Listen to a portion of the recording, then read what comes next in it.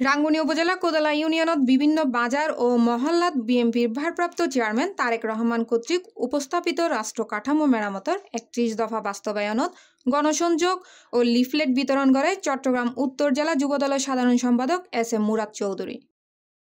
আগস্টের ৮ তারিখ প্রচারণা শেষে রায়হালী সুলতানিয়া মাদ্রাসা প্রাঙ্গণত শিক্ষক ও ছাত্রলর ফোয়ারে লই ফলজ বৃক্ষচারা রোপণ করেও এই সময় উনি হয় আর ব্যাগগুণরে জনকল্যাণমুখী রাজনীতি করি জনগণের মন জয় গরম পড়িব। দলের ব্যাগ পর্যায়ের নেতাকর্মী হলতে সাধারণ মানুষের সেবাত নিয়োজিত তাহম পড়িব।